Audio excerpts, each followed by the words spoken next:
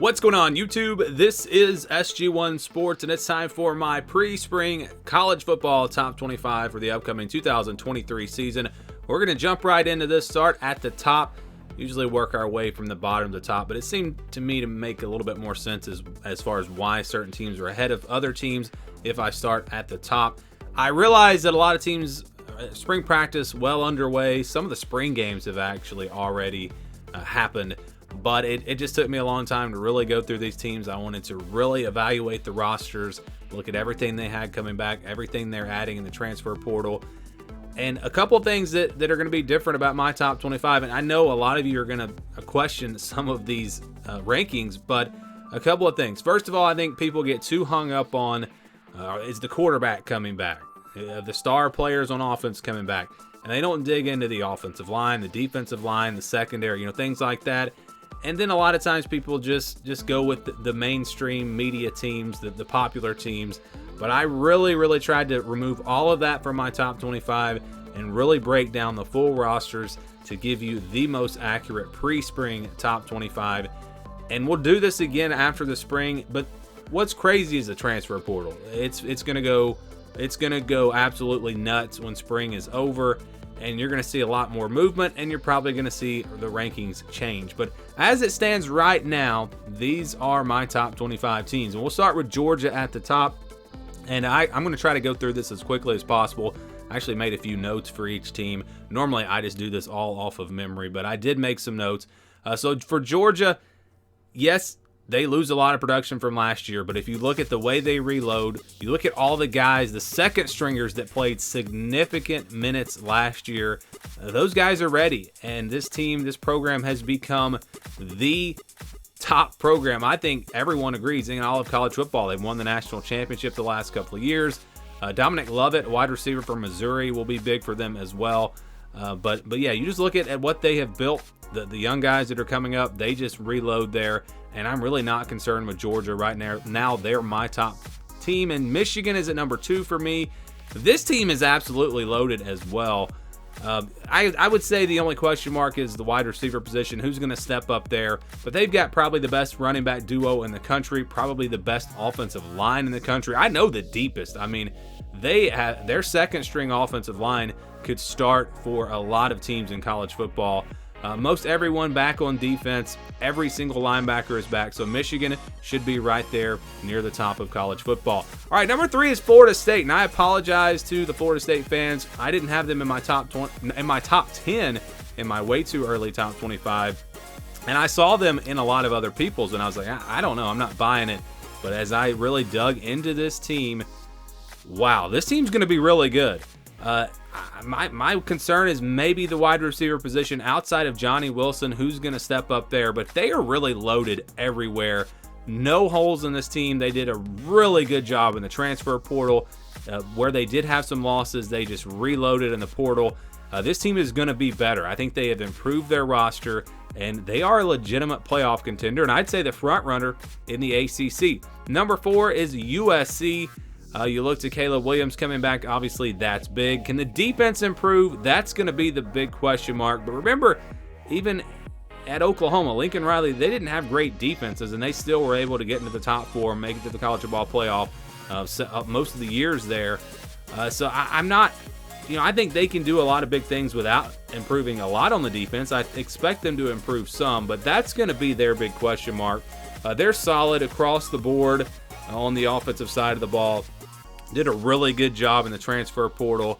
And again, I'm not going to get into naming a bunch of names for every single team because that would make this video way too long. But they did a really nice job there, filling some holes on the offensive line, receiver. They've got a lot of depth at running back. Caleb Williams, like I said, coming back. USC going to be very dangerous this year.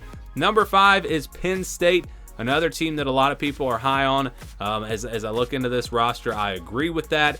Can Drew Allard take over at quarterback? That's going to be, that's really going to determine the success of this team. If they get that good quarterback play, a more talented guy than Sean Clifford, but does he have all the intangibles that Sean Clifford brought to this team? That's going to be the question mark. They do lose Jair Brown and Joey Porter in the secondary. Those are big losses, but if you look at the entire team, they really don't lose a whole lot. They have a really good running back duo. They filled their wide receiver holes with the transfer portal.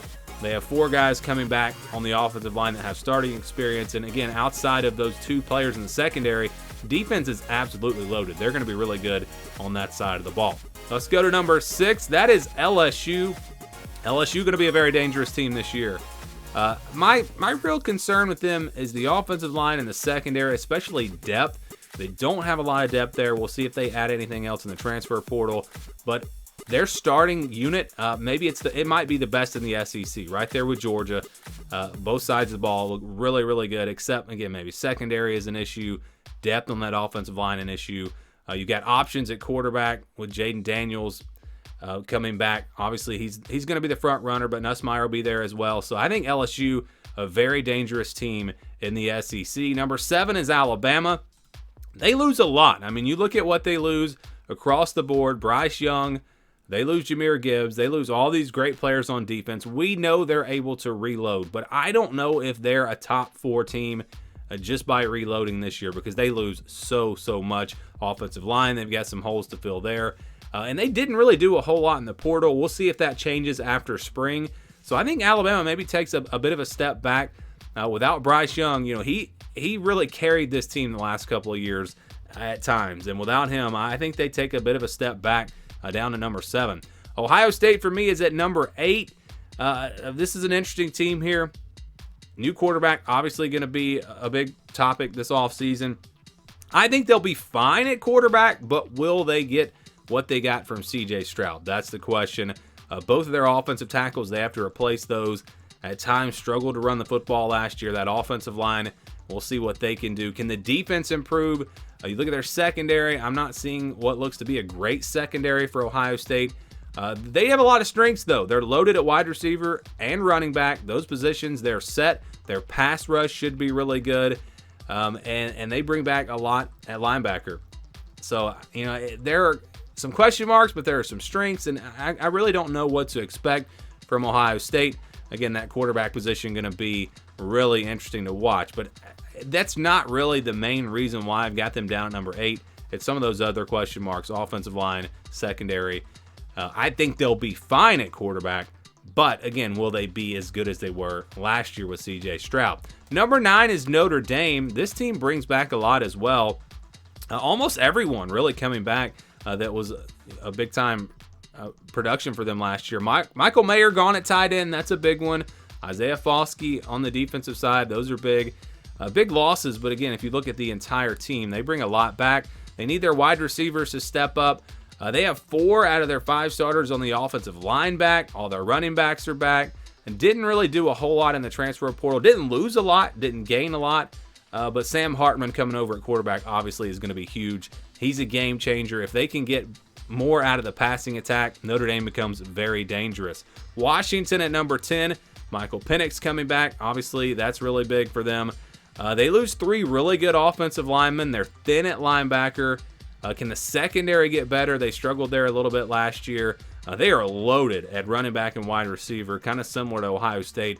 No question marks there, and their defensive line should be really strong as well. So, yeah, it's kind of interesting looking at Washington and Ohio State. Both of those teams are very comparable. I think Ohio State has a pretty big advantage at linebacker, but if you kind of break down the rosters, those teams are very similar. But again, Ohio State better at linebacker. That's why they're ahead of Washington in the rankings. All right, number 11 is Oregon. The Ducks bring back Bo Nix, obviously at quarterback. That's really big. But they lose 4 starters on the offensive line. That is a concern. That's why I dropped them a little bit. Depth at wide receiver is a concern. Are the linebackers good enough? That's another question mark for them. The defensive line, secondary, talented, deep. Bo Nix back. Their top 2 rushers are back. So there are a lot of positives, a few negatives, but Oregon should be right there in the thick of things in the Pac-12 again in 2023. Tennessee at number 12. This team is going to be great offensively. I think we know that. They have enough coming back. They've added some players in the transfer portal. It's going to be all about the defense. Can they step up there? If they can get a little bit better on defense, then maybe they can challenge Georgia. They get them in Knoxville, so you never know. But still some question marks there. I think they improve some, but will it be enough? That is the question. Number 13 is Clemson. So I have some concerns about Clemson just overall as a program. Looking at the roster this year, their starters look really good. I mean, they've got a lot coming back on both sides of the ball. Cade Klubnik, we'll see what he can do at quarterback. They have a really good running back duo. 4 of the 5 offensive linemen are back. No issues on defense. They bring a lot of guys back there. Wide receivers need to step up. Depth could be an issue. They lost 21 players in the transfer portal and only added 1, and that was a quarterback who probably will not play. 21 players gone, only adding 1, so you can kind of do the math there.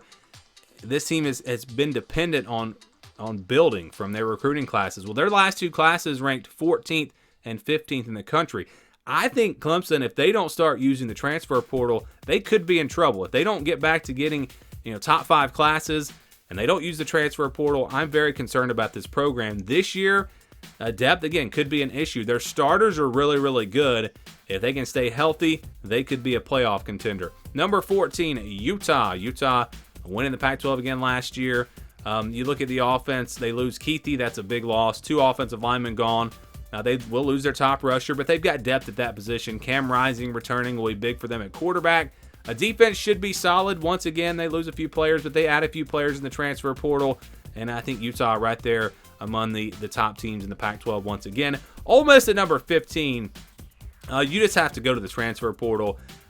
I have this team pegged as probably not even a top 25 team. When I first started looking at them and looking at everything that they lost, they absolutely nailed it in the transfer portal. You can go and look at this position. Well, I'm concerned here. Go look at the transfer portal. Well, they took care of that. This position, I'm concerned. I mean, they did it for every position except safeties.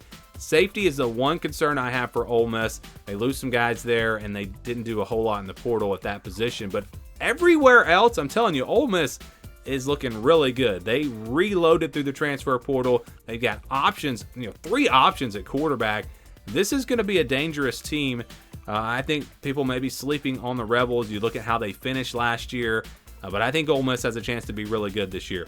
All right, number 16 and 17, I guess, put them together here. North Carolina is at number 16 for me. This is another team that I didn't think would be in my top 25, but when I started looking at it, breaking them down, yeah, they have a chance to be really good. They do lose Antoine Green and Downs at wide receiver. Those are big losses, but they added some nice, solid replacements in the transfer portal, so I'm not too concerned there. Drake May will be back at quarterback. Passing attack should be fine. They only lose 1 starter on the offensive line. The defensive front 7 brings almost everyone back, but they do have some concerns in the secondary. Lost a lot of guys there. They added some from the portal. That's going to be probably the biggest concern for North Carolina going into next season. All of their running backs are back. Wisconsin at number 17, another team that I think, now that I've evaluated these teams, I think Wisconsin is clearly the favorite in the Big Ten West. I've said that it's going to be wide open. No, I think Wisconsin is a clear favorite there. Their schedule sets up really well. They don't play Michigan or Penn State. Instead, they play Rutgers and Indiana. They get Ohio State at home. They get Nebraska at home. They get Iowa at home. I'm telling you, it's not just the schedule, though. You look at this team, my only real concern for them is cornerback. Cornerback is a concern. They've got to, they may have to add some players in the transfer portal there, because that's definitely an issue when you look at their roster. Benton at defensive tackle, Torchio at safety, Herbig at linebacker. Those are big losses, but if you look at it outside of those, they have a lot of guys with a lot of experience. Their front 7 is absolutely loaded. They've added even more talent from the transfer portal. They've upgraded their quarterback with Tanner Mordecai, and wide receivers in the transfer portal. Braylon Allen will be back at running back. This is a guy that has a chance to be one of the best running backs in the country. 2 losses on the offensive line, but they added Jake Renfro from Cincinnati, a really good center. So yes, Wisconsin, if you look at their roster, they absolutely should be improved. Luke Fickell taking over, you would expect them, you look at what he's done. I think this is a really dangerous team. All right, Texas at number 18. Is Texas back? They've got potential to be. They've got potential to be really good. I'm talking about a playoff contender, but there are some question marks as well, and I'm just not quite on board with Steve Sarkisian just yet. I want to see what he can do this year. They're going to lose their top 2 running backs, but other than that, offensively, they look really good. Maybe depth is a bit of an issue, but overall, they should be really strong. You look at obviously quarterback. You can have option there with Quinn Ewers, and we'll see what Arch Manning does. Worthy will be back. Sanders at tight end will be back. All 5 offensive linemen will be back. So if you look past those 2 running backs that are gone, Texas brings everyone else back. Like I said, depth at wide receiver may be an issue. Can some guys step up there? Defense loses 3 defensive line starters. That's a concern. A couple linebackers. Overshown's a big loss. They lose their best cornerback in Jamison. Also Anthony Cook at safety going to be gone. So they have some guys missing on defense, some areas of concern there. But I feel like Texas, because of their offense, they should still be pretty solid this year. And if the defense can get some new guys to step up and just play at the level they were last year on that side of the ball, with what they have on offense, again, Texas could potentially be a playoff contender this year. Watch out for the Longhorns. Number 19, Oklahoma, I think they will improve this year for sure. Dylan Gabriel will be back. They have depth at running back, depth at wide receiver. They've done a really good job filling the holes on the offensive line with the transfer portal. So offensively, this team was good last year. They're going to be really good again this year. Their defensive line will be loaded this year. All of their pass rushers will be back. Plus, they added some guys in the transfer portal. Brent Venables getting his guys there on that defensive line. They do lose 2 starting linebackers. That's maybe a concern for them on defense. But most of the secondary is back. So, yes, if they can improve that defense, I think the offense will be good. Oklahoma becomes a very dangerous team, just like Texas. All right, number 20, Texas A&M. I think they will turn things around this year for sure. They do lose a ton of defensive backs. That's their biggest concern. But they added Tony Grimes, Sam McCall, 2 guys that can really help them out at that cornerback position. A-Chain is gone at running back. But they've got 2 quarterbacks now. You look at Connor Wegman, the way he played last year. I still think Max Johnson is a solid quarterback as well. They're loaded at wide receiver also. A lot of guys coming back there. I know they lost some, but they've got 3 really talented receivers coming back from last year. Tyron Smith, a name that you probably haven't heard of. He's coming over from UTEP. Speedy guy. He could really help them at wide receiver as well. All 5 starters on the offensive line will be back. Again, you're starting to see, last year was a down year, but this could be a really good year for Texas A&M. A lot of production coming back on the defensive line. Both starters back at linebacker. They had 28 transfers. So you look at that and think, wow, Texas A&M is going to be a mess. They lost 28 players, but they only lost 3 to graduation or the NFL. So if you look at the entirety of the players they lost and you look at the way they've recruited, the way they've added in the transfer portal, I think Texas A&M actually could be really good this year. Let's go to number 21. That is Duke. I haven't really seen them in top 25. I don't know why. They only lost a few games last year. They were close in every game that they lost. I know they don't have the talent of a Texas A&M, for example, but you look at the production coming back. They have a lot coming back. They returned every single player that really did anything for them last year on offense, except for 2 offensive linemen. Everyone else is coming back. And then you look at the defensive side of the ball. They lose Shaka Hayward at linebacker, Darius Joyner at safety. Other than that, they bring everyone back on defense. So this is a team that has a whole lot coming back. Production-wise, returning production, you could maybe put Duke a little bit higher in these rankings. But, again, they don't have the talent because of the way they've recruited as some of these other teams. And so that's why I have them at 21. But watch out for Duke. This could be a dangerous team and maybe a sleeper in the ACC. I don't know if they can compete with Clemson and Florida State, but other than those 2 teams, they might wind up being the 3rd best team in that conference. All right, number 22 is Kansas State. Won the Big 12 last year. Will Howard will be back at quarterback. They do lose Deuce Vaughn. That's a big loss, but Trayshawn Ward comes over from Florida State, and they have DJ Giddens. So I think their running back position is actually going to be fine for them. They lose their top 2 wide receivers. Maybe that's a bigger concern. They have all 5 offensive linemen, though, coming back, so that's good news. They lose a lot on the defensive line. They lose almost everyone in the secondary. So I'm concerned about this defense. They do return almost all of their production at linebacker, so that's the one positive. But a bit concerned about that Kansas State defense. That's why they're a little bit ranked a little bit lower than you might expect. TCU at number 23 from the college football playoff to where will they be this year? I don't think they're going to be back in the top 10. Max Duggan is gone. I don't think they're going to fall off, though. I still think this will be a good team. They're going to lose their top 2 running backs, top 3 wide receivers, 3 starters on the offensive line. So, yes, they lose a lot on the offensive side of the ball. They did add some transfers, though, that will help them. Chandler Morris, who actually was going to be the starter last year, so you got him back at quarterback. I don't think they're going to fall off on offense, but I do think they take a step back. Their top 2 defenders, also going to be gone, but the rest of the defense looks pretty solid, so I expect them to be good on that side of the ball. But again, a bit of a drop-off on offense is expected. Number 24 is Oregon State. This should be a good team. Really, it probably is going to come down to DJ Uiagalelei. Can he give them something in the at that quarterback spot that they haven't gotten in the past? I'm not convinced on him. You know, I've seen signs of being a really good quarterback, but other times looking very average.